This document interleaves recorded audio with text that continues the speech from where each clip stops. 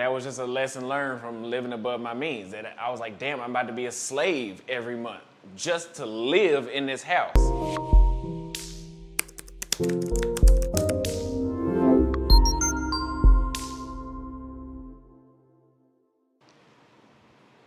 Hello, good to see you again. It's Austin from Austin's Groomsmen. I got a new mic today because I got a lot of complaints about holding a mic. So I got a new one. You're gonna have to deal with that one. There will be no more holding mics anymore. Now I can talk with both hands. Today we're gonna talk about living below your means. First, what does it mean to live below your means? That means to live like you make less. In other words, some people might say it means to be humble. So I'll give you an example in my life. When I first moved to my apartment, I was making about $5,000 a month. About $6,000 a month when I first moved to my first apartment.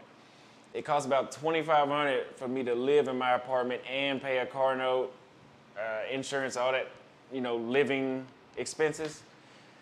And when I moved up, maybe 6 months later, I doubled my income, well, nearly doubled, to about $10,000. I did not upgrade my living standard. I stayed at a $2,500 a month living standard, so that way the excess income can now become investment income or savings income.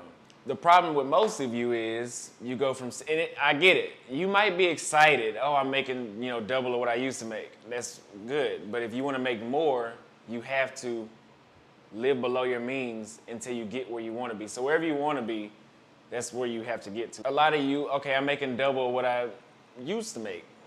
So what do you go do? You're making $10,000 a month, you go get a $3,000 a month rent, and then you go get a new $1,000 car note, and then you go and spend $30 a shot instead of $10 a shot now. And you can afford that. Yeah, probably after all that is done, you probably still have $1,000 to $2,000 in excess income. But then you'll look back and say, okay, I'm slaving 3 weeks out of the month just to live. And then shit happens. Didn't mean to snap right there. Shit happens. Tire pops, you don't have the money for it. I mean, you might go over that excess 2,000. I don't know, shit happens. You won't have that money, trust me. So, yeah, living below your means is staying humble, and that's how you're gonna grow. When I had $10,000 a month in income and I was making $2,500, my business now could afford to spend at least, what is that, $7,500 a month? You can grow a lot with that. But if I went and got the $6,000 a month lifestyle making $10,000, now I can grow at about half of that rate that I would have grown at if I would have stayed where I was at. Living below your means does not mean wearing dirty ass shoes or ripped up ass clothes, unironed shirts, uncut hair, unbrushed teeth. That's not living below your means. That's not There's some people, some business gurus or whatever they want to call themselves, that actually mean that I'm not doing that. I'm brushing my teeth today. I'm ironing my clothes today. Wearing good shoes. Living below your means is talking about living below your standards of like bills, recurring bills.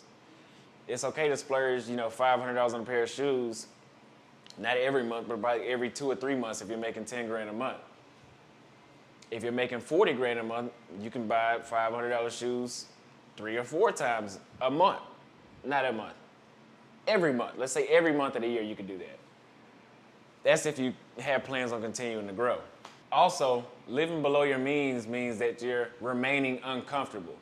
So if you're making $300,000 a year and you live in a $1,100 a month rent, like I do, okay, you in your head, you're like, I know damn well I can afford more. You're not comfortable where you're at. But the longer you stay uncomfortable, the more ambitious you stay, the more you want to go to the next level, to the point where you're making enough money to move out of that area and you'll be where you want to be at. I'll give you another example on how I messed up on living above my means instead of below.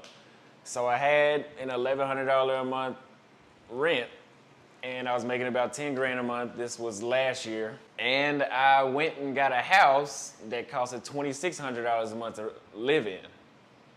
And then I got in this house, my mom even told me not to do it, and I was like, she doesn't know what she's talking about. It was really the only reason why I did that was because I couldn't get approved for anything else in my credit.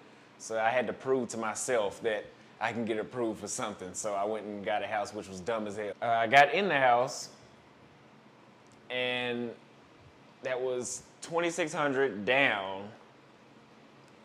First month, last month, and that month. And then I had to pay prorated rent for, okay, it was half of that month I had to pay prorated rent for, and then I had to pay for the next month. So I don't know exactly the number, but I ended up coming out of like $8,000 or $9,000 to move into the house. Okay, the way how I'm looking at it, that's a whole month it's gonna take me to get that back. And realistically, you're not gonna be able to save $8,000 or $9,000 in 1 month. That's gonna take you 2 or 3 months to save.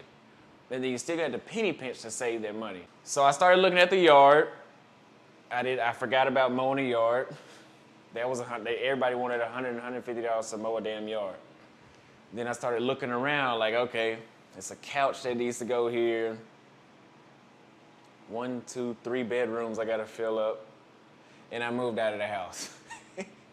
I was in the house for 5 weeks and I moved out. And I got threatened to be sued, but that never happened, thank God. That was just a lesson learned from living above my means. That I was like, damn, I'm about to be a slave every month just to live in this house. So I want to open up a barbershop, but now that's out of the picture because I don't even have any excess income, realistic excess income to pay for a barbershop, let alone put a down payment down for a barbershop. Analogy or story, whatever you want to call it, useful that I gave you, what I experienced on living above my means. Share this with someone, leave a comment. If you had a similar experience and you were able to come out of it, leave it down below and tell us how you did it.